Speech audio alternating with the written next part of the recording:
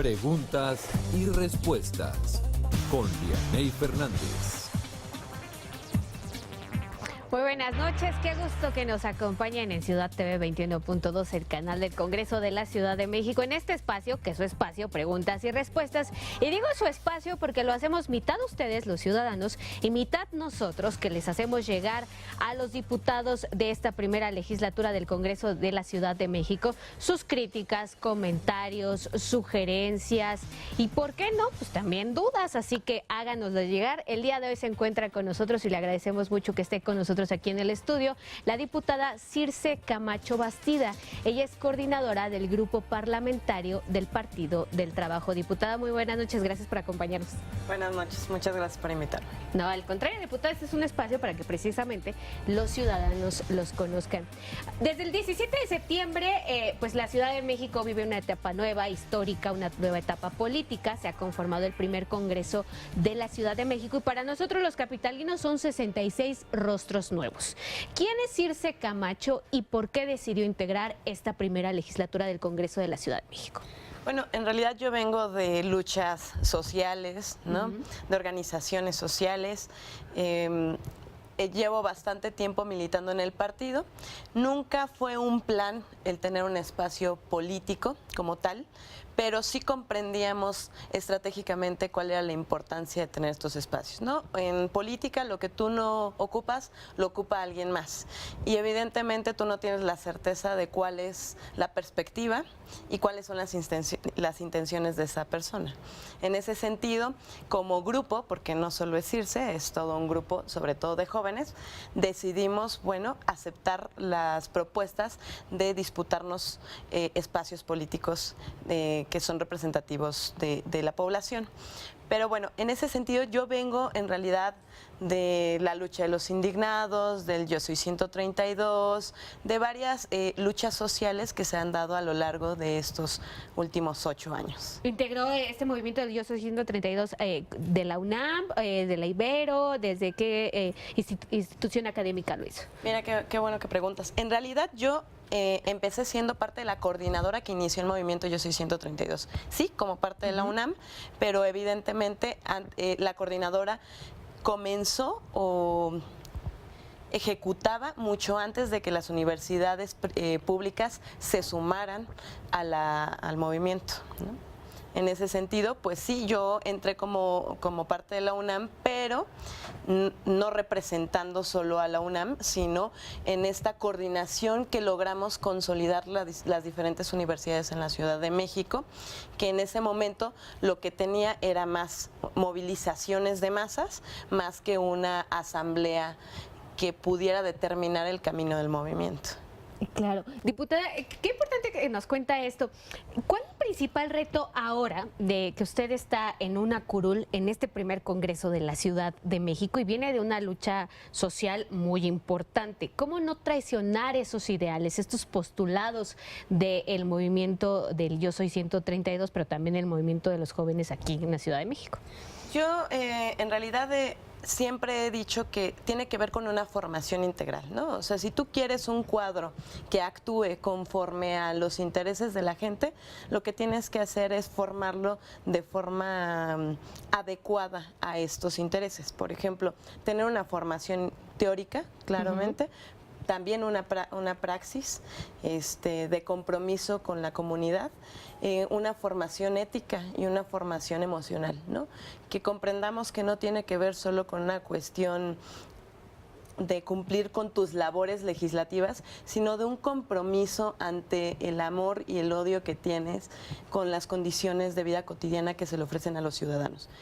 Voy a explicar. El odio de ver día a día la pobreza, la injusticia, la inseguridad, la desigualdad, ¿no? Pero el amor que tienes también a la gente, a la ciudadanía, a tu pueblo y querer tener o tener todas las ganas de luchar para cambiar esa situación. Muy bien. Diputada, hay que decirlo también, es una de las cosas que hay que destacar, es una de las legisladoras más jóvenes de esta primer legislatura del Congreso de la Ciudad de México. Eso también implica un reto. Sí, claro, por supuesto. Porque en la política pareciera que esas dos características, ser mujer y ser joven, son defectos, ¿no? En lugar de cualidades, ¿no? Oportunidad. No, no, no. Termina pareciéndole a la gente en general y a los políticos que es algo que son espacios que no debería de ocupar gente de mi edad ni gente con las perspectivas que podamos tener los jóvenes. Y ahora el reto en materia legislativa para responder a este sector, ¿no? A este sector que apenas empieza a ser representado en un órgano legislativo de la Ciudad de México, ¿cuál para ustedes es el principal reto? Pues mira, hay muchísimos intereses, ¿no? O sea, a lo largo del trabajo político, del trabajo comunitario y de la campaña, logramos escuchar cuáles son las demandas que se tienen, ¿no? Claramente, el tema de juventud es transversal ante muchísimos problemas que vivimos. Así me pude encontrar con jóvenes que dicen, no tengo acceso a la cultura, bueno, sí. Es que la cultura es mucho más amplia, ¿no? No tengo acceso al arte, no tengo acceso al deporte, ¿no? Como también encontrábamos jóvenes que decían, no puedo acceder a la educación, como tampoco a tener un trabajo, ¿no? Que me permita vivir. Depende de las condiciones del joven con el que estás hablando, son las demandas que tiene, ¿no? Hace unas semanas yo escuchaba, no, es que los jóvenes lo que intentan o lo prioritario para ellos es viajar, ¿no? Y yo decía, bueno, claro. Depende, sí, ¿no? Te concentras tal vez en algunas colonias de la Ciudad de México, con ciertas condiciones económicas, ciertas condiciones educativas, pues sí, probablemente lo prioritario es viajar. Pero yo te puedo decir, vete a las zonas de Xochimilco, ¿no? Hacia las zonas más marginadas de Xochimilco y pregúntales si su prioridad es viajar o si su prioridad es comer o si su prioridad es llegar a tiempo a su trabajo o a su escuela o a las diferentes tareas que tengan a lo largo del día. No podemos decir definitivamente estos son los intereses de los jóvenes. Lo que sí creemos es que de forma transversal deberíamos de atender las diferentes necesidades y demandas que tienen cada uno de ellos, ¿no? O sea, si la demanda es tener acceso al deporte, pues apostarle a desarrollar el deporte o el arte, sobre todo desde una perspectiva en la que no sea clasista el acceso a ¿no? Que no a partir de que pertenezcas solo a cierto sector puedas tener acceso a sino que cualquier joven que decida dedicarse a algún deporte o a algún arte tenga la posibilidad de hacerlo, ¿no? O sea, que en lo que nos limitemos los jóvenes sea en la decisión que podamos tomar ante la realidad que se nos presenta y no ante las limitantes que nos presente el mismo gobierno. Claro. Hablando de estas diferentes zonas que conforman esta gran metrópoli y la pluralidad de problemas que hay, como también de visiones de los ciudadanos, ¿qué distrito representa usted? ¿Por qué distrito fue electa? Por el 25 local en Xochimilco. ¿Qué parte de Xochimilco es y cuál es el diagnóstico que usted tiene de esa zona de la capital del país? Bueno, son 2/3 partes de Xochimilco. De poniente a oriente es desde San Juan Tepepan hasta Tulyehualco, ¿no? Hasta donde llega Xochimilco, que colinda con Tláhuac. De sur a norte es desde lo que se llama el Capulín, ¿no? Que es un asentamiento humano irregular, hasta La Cebada. Eso es como, prácticamente es casi toda la delegación, ¿no? Mira, estamos hablando de la delegación, o bueno, ahora alcaldía, la demarcación con más asentamientos humanos irregulares. ¿Qué quiere decir esto? Que desde esta perspectiva de que habemos ciudadanos de primera, segunda y tercera, prácticamente los que son catalogados de tercera una gran parte vive en Xochimilco, ¿no? ¿Por qué? Por el acceso a la ciudad, ¿no? O sea, el derecho a la ciudad no es parte de lo que estas colonias, barrios o pueblos se les permita. Comunidades alejadas, con poco transporte público. No tienen, por ejemplo, no tienen los servicios básicos, ¿no? O sea, no tienen acceso al agua, no tienen drenaje, no tienen luz, ¿no? O sea, si tienen acceso a estos es porque de forma ilegal terminan por lograr colgarse de alguna zona donde sí se tenga luz para poder trasladarla a su comunidad, ¿no? O sea, es bastante complejo. Yo hace unos días también platicaba que hay niños que, por ejemplo, no pueden ir a la escuela porque se les inundó la calle, ¿no? Y entonces durante semanas se les niega la posibilidad de ir a recibir la educación básica, ¿no? Eso es prácticamente la realidad que se vive en Xochimilco. O sea, tú puedes ir por las calles y prácticamente, bueno, además de que las que sí tienen, las que sí, de las zonas que sí son que sí están reguladas, las condiciones son muy complejas. Estas zonas son aún más complejas, ¿no? O sea, el acceso es completamente inadecuado, ¿no? La zona Cerril, por ejemplo. A la zona Cerril solo puedes acceder en los taxis de montaña, ¿no? Y los taxis de montaña no están regulados, ¿no? O sea, no son permitidos, son acosados constantemente, pero para que toda esta población pueda llegar a sus casas o pueda bajar de sus casas, necesita de ese transporte, ¿no? En ese sentido, son zonas en las que caminando te lleva mucho tiempo y la gente lo hace, ¿no? Pero también es bastante adverso llegar a las zonas y con una gran cantidad de delincuencia, ¿no? Claro, y también una de las zonas de la capital del país más afectadas por el sismo del 19 de septiembre de 2017 y, hay que decirlo, olvidada por parte de las autoridades. Por supuesto, claramente Xochimilco, que además no solo fue San Gregorio fue el pueblo, además cabe aclarar que es uno de los pueblos originarios. San Gregorio es uno de los es el pueblo más afectado, pero también estuvo Tulyehualco, también estuvo San Luis, también estuvo Nativitas, que Nativitas, el tema de Nativitas es bastante complejo, como también Santa Cruz, Caltongo, y aún así hubieron otras zonas dentro de los barrios que también fueron afectadas, pero no han sido atendidas, ¿no? O sea, a lo largo de este año, ¿no? Más de un año, ha sido una situación y una condición muy complejas para toda esta comunidad, porque la vialidad es todo un desastre, ¿no? O sea, si tú vas del centro de Xochimilco, estando dentro de Xochimilco, del centro de Xochimilco a Tulyehualco, te puedes hacer hasta 1:30, 2 horas, en la misma demarcación, porque no ha sido atendida la vialidad, ¿no? No han sido atendidas las avenidas que comunican una zona con otra. Eso es en cuanto a comunicación. Entiendo que una de las demandas que ustedes hicieron es que el actual gobierno no tenía un censo confiable de los damnificados del sismo. Pero ustedes en este recorrido que hicieron en campaña, ¿tienen una estimación de cuánta gente en Xochimilco, en su distrito, está viviendo aún en campamentos o su casa fue damnificada?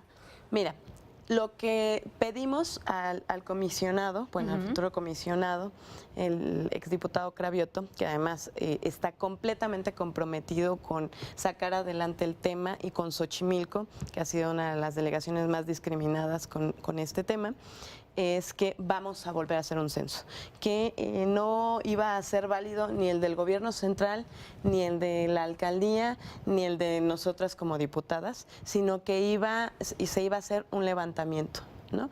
Porque había zonas que nos quedaba claro que se habían salido de nuestras manos, ¿no? Que no habíamos podido evaluar, analizar, que de repente te decían son 100 casas las que se vieron afectadas o 100 familias las que están afectadas, y que en realidad pues no, son 500, ¿no? En ese sentido vamos a esperar que de forma adecuada, de forma correcta con el comisionado, se levante nuevamente el censo, en donde nosotros vamos a estar acompañando para ver que se haga de la mejor forma posible, de la forma más humana, ¿no? Más amable, porque la gente, además de perder a sus familias y sus casas, pues fueron maltratadas, y es algo que no podemos seguir permitiendo. En ese sentido, pues vamos a estar acompañando. Yo no me atrevería a dar en este momento un censo porque no estaría respetando el acuerdo al que llegamos con el comisionado. Muy bien, diputada, tenemos que hacer una pausa, pero si nos permite después de estos 3 minutitos ya hablamos de la agenda legislativa. legislativa del partido. Por cierto, un partido que ganó terreno aquí en la capital del país después de esta elección, y pues que también tienen muchísimas leyes que aprobar en este primer Congreso de la Ciudad de México. ¿Le parece? Claro que sí. Vamos a una pausa. Recuerde que puede hacer contacto con nosotros al teléfono 5322-0300 y en nuestras redes sociales en Twitter @CiudadTV212 y en Facebook Ciudad TV 21.2. Esto es Preguntas y Respuestas. Continuamos en Preguntas y Respuestas, este espacio que hacemos mitad ustedes, los ciudadanos, y mitad nosotros, junto con los 66 diputados del Congreso de la Ciudad de México. ¿Y por qué digo mitad y mitad? Bueno, les recuerdo porque ustedes aquí en Preguntas y Respuestas pueden preguntar, cuestionar, sugerir, criticar el trabajo legislativo de nuestros congresistas locales. Les recuerdo que pueden hacer contacto con nosotros a través de Twitter en @CiudadTV212 o en Facebook Ciudad TV 21.2. El día de hoy tenemos el gusto de que nos acompañe la diputada del Partido de Trabajo, Circe Camacho Bastida, quien también es coordinadora del grupo parlamentario del PT. Diputada, de nueva cuenta, muchísimas gracias. Gracias. Diputada, hablábamos hace unos momentos pues de las expectativas de la ciudadanía que tiene sobre este primer Congreso de la Ciudad de México, pero también sobre la nueva conformación de su órgano legislativo. Las cámaras y micrófonos de Ciudad TV salieron a las calles a preguntarles pues, qué esperan de los 66 diputados, los ciudadanos. ¿Nos permite mostrarlo? Adelante, por favor. Vamos a ver esta pieza.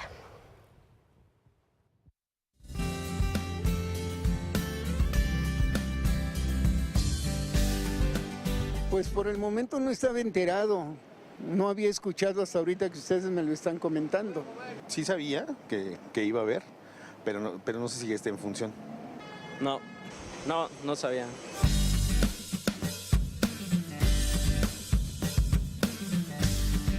Que cumplan lo que prometieron, que se pongan a trabajar, nada más. Pues sinceramente más honradez y que cumplan con su trabajo, la verdad, porque el pueblo ya estamos cansados de tantos abusos que cometen. Hoy que no abandonaran nuestra ciudad nada más, en cuestión de pues agua y seguridad. Que representen bien a nuestro pueblo, a nuestra sociedad, y que todas las decisiones que vayan a tomar para el futuro pues sean para el bien de México. Que apliquen las leyes, que sean más justas, pero que sean parejas, o sea, no solamente por cuestiones de poder o demás, y que se le dieran un trato más igualitario a las mujeres y a los niños. Sería como que lo más relevante que urgiría en esta ciudad, sobre todo, y también reglamentos viales, porque esos sí están para llorar. Les pediría que pudieran tomar decisiones tomando en cuenta a la ciudadanía y que puedan ser una oposición verdadera, no como en el sexenio de Peña Nieto, que a todo le dijeron sí, a todas las reformas que él impuso. Que apoyen más a los estudiantes, ¿no? Que en vez de aumentar los gastos y todo eso, los disminuyan, tanto estudiantes como personas adultas. O a la gente de la calle que por lo menos la apoyen. Por ejemplo, ahorita que se viene temporada de frío, hay mucha gente en la calle y nadie le interesa. Pues esta es solo una muestra, una pequeña muestra de lo que los ciudadanos esperan de los 66 diputados de esta primera legislatura del Congreso de la Ciudad de México. Diputada, ¿qué responder ante estas demandas ciudadanas? Es que es obvio, ¿no? Hace unas semanas me entrevistaban y me preguntaban qué calidad moral tenían los diputados actualmente. Y yo digo, bueno, lo que hicieron los diputados anteriormente es algo que no podemos, de lo que no nos podemos responsabilizar los actuales. De lo que sí nos podemos responsabilizar es de lo que hagamos nosotros como legisladores. En ese sentido, claramente la gente está cansada, está harta de todas las formas que se impusieron a partir de los gobiernos anteriores, en las cuales pues la gente no está de acuerdo con que no se sepa qué se hace con el presupuesto, ¿no? Que no haya claridad ni de las responsabilidades, ni del trabajo, ni del ejercicio de cada uno de ellos y ni del dinero, ¿no? En ese sentido, pues tenemos que cambiar las prácticas. O sea, yo les decía, tenemos que aprender a servirle a la gente y no servirse de la gente. Tenemos que ser claros en todo lo que hagamos. Tenemos que rendir cuentas. No estaban acostumbrados a rendir cuentas. Podían pasarse los 3 años sin cumplir con sus respectivas responsabilidades y nadie se enteraba. en este sentido. Ya hay muchas formas de enterar a la gente de qué es lo que estás haciendo, cómo lo estás haciendo y también de ponerlo a discusión si lo que estás haciendo corresponde a los intereses de la ciudadanía o no. Tenemos que encontrar las estrategias adecuadas para saber comunicarle y también para saber escuchar, porque si no cambiamos las prácticas de los viejos políticos, entonces pues este cambio de raíz al que nos comprometimos junto con Andrés Manuel no se va a cumplir, ¿no? Si no empezamos por nuestro día a día como representantes populares. Bueno, también hablaron de la transparencia, de la igualdad en mujeres y niños. Obviamente pertenece a un sistema en el que los sectores más vulnerados, ¿no?, siguen siendo injustamente vulnerados, valga la redundancia. O sea, por ejemplo, los niños. Sigue habiendo un sistema adultocentrista en el que se cree que los niños no tienen la capacidad de analizar, de argumentar, ¿no? Tal vez no con la complejidad de un adulto, pero claramente pueden comunicarle a la gente lo que esperan, lo que quieren, ¿no? Y también ser parte de tomas de decisiones importantes. Un ejemplo, nosotros tenemos un curso de verano y una de mis niñas un día llega y me dice, maestra, mi profesor es un despistado, por no decir cómo mencionó que era el profesor. Le digo, ¿por qué? Es que, ¿qué cree que me dijo? ¿Qué? Yo le pregunté qué era el feminismo. Es una niña de 11 años, ¿no? Sí. ¿Y qué cree que me contestó? Y yo, ¿qué? Que el feminismo era cuando una mujer es muy afeminada. Y entonces la niña de 11 años le dice, perdón, profesor, perdón, me puedo equivocar, pero según yo el feminismo es la lucha por la equidad de género, ¿no? Y el profesor, no, María Fernanda, infórmate bien, ¿no? En ese sentido, o sea, nos dan una lección de que los niños aprenden, ¿no? Absorben la información y también la cuestionan, ¿no? Y así te puedo decir, teníamos un niño de 5 años explicándonos por qué no se respetaban los derechos humanos en México, otro de 7 años definiéndonos un gobierno autoritario, ¿no? Otro diciéndonos por qué teníamos que apoyar, otro de 10 años diciéndonos por qué teníamos que apoyar en la lucha de los profesores. O sea, nosotros en muchas ocasiones subestimamos los conocimientos que los niños, las mujeres, los adultos mayores tienen que ofrecer a la sociedad. Y por lo tanto terminamos limitando su participación en esta misma. Pero ¿cómo llevar esas demandas por parte de este grupo de la sociedad vulnerable, que son las niñas y los niños, y adolescentes también, más allá del Parlamento Infantil que se hace año con año en este órgano legislativo, hay que decirlo? ¿Cómo llevarlos? Ajá, pues ¿cómo llevarlos? Yo creo que efectivamente en las prácticas, ¿no? O sea, la política no tiene que ver con los políticos. La política tiene que ver con la polis, con las decisiones de todos, de la ciudadanía. En ese sentido, necesitamos encontrar prácticas en donde podamos efectuar procesos de concientización, pero también procesos de decisión colectiva, ¿no? Si la gente quiere que hagamos esto u otro, tendríamos que aprender a respetarlo, ¿no? También aprender a cuestionarles. Seguro que quieres esto, seguro que quieres lo otro, pero encontrar métodos, estrategias que nos permitan ser mucho más democráticos. Porque la democracia no se limita con que uno vaya a votar cada 3 o cada 6 años. La democracia tiene que ser a partir de que los sujetos sean parte de la historia, de la construcción de todo un país y de que no se espere que solo unas pocas personas decidan para dónde va tu ciudad, tu comunidad o tu país. Claro, hablando de democracia, diputada, dentro de la conformación del Congreso de la Ciudad de México también se conformaron las comisiones y comités. Mucho se habló de la manera en que se dio esta repartición, hay que decirlo, por parte de los institutos políticos y de la manera en que se conformó sobre todo el grupo parlamentario del Partido del Trabajo, del cual usted es coordinadora. ¿Fue de manera democrática? Por supuesto, mira, muy bien lo dijo el diputado Encinas, Cada diputado tiene la libertad de decidir en qué grupo parlamentario quiere ejercer su trabajo legislativo. En ese sentido, cada uno de los diputados decidió participar en este grupo parlamentario. ¿Qué es lo importante? En algún momento platicábamos, tenemos la legitimidad, ¿no? De -3 de los 6 fuimos electos por la ciudadanía. Y eso, en cuestiones de percepción, en cuestiones de confianza, te permite que la gente sepa. Digo, la mayoría de la gente sabe dónde vivo en Xochimilco, ¿no? Sabe dónde encontrarme y también aquí, o sea, nuestros espacios son completamente abiertos para la gente. En ese sentido, ellos saben quiénes los están representando. En muchos espacios, o muchos grupos legislativos, en realidad no se sabe ni quién los está representando y solo llegaron porque, bueno, por la votación que tuvo su partido. En ese sentido, la legitimidad que te da ser electo por más de 60,000 habitantes, o por 1, o por 60,000, o por 30 millones, ¿no?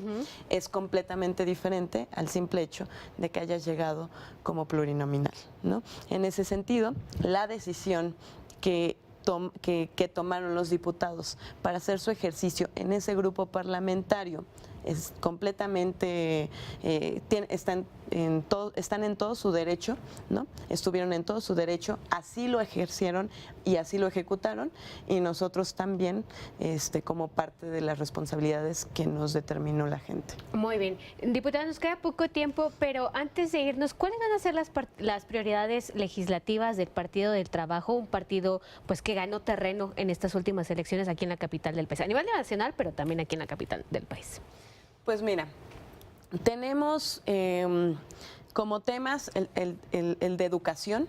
No sé si tú sepas o si la ciudadanía sabe, pero el partido ha tenido el proyecto psicopedagógico de más avanzada a nivel nacional.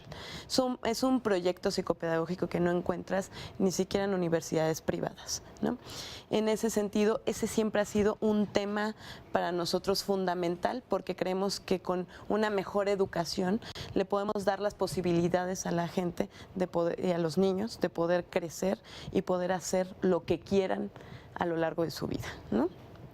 Le apostaremos a la educación, a la participación ciudadana, como hace ratito lo mencioné. Para nosotros es fundamental que la gente sea parte de la toma de decisiones que determinen el rumbo de esta ciudad.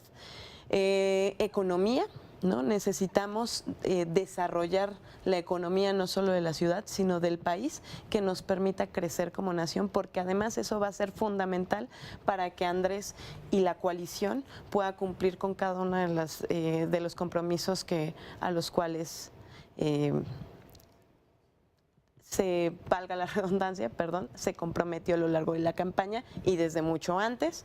Y bueno, tenemos algunos temas más, como de transparencia, etc., etc. Bueno, diputada, pues le agradecemos muchísimo que haya estado con nosotros aquí en Ciudad TV 21.2. Por supuesto, este es un espacio para ustedes, para los ciudadanos, y esperamos contar de nueva cuenta con su presencia. Muchísimas gracias. Diputada, un número de teléfono, redes sociales a los cuales la gente que nos está viendo pues pueda tener contacto directo con usted. Claro, en Facebook nos encuentran como Circe Camacho y en Twitter al revés, Camacho Circe, ¿no? Y bueno, los teléfonos, más bien, pueden encontrarnos en las oficinas que se encuentran en el Zócalo, y la oficina de todos ustedes, para lo que requieran, es la 610. Muchísimas gracias, diputada Circe Camacho. Muchas gracias. Bueno, pues nosotros ya nos vamos, nos vemos en el próximo Preguntas y Respuestas. Muchísimas gracias, buenas noches.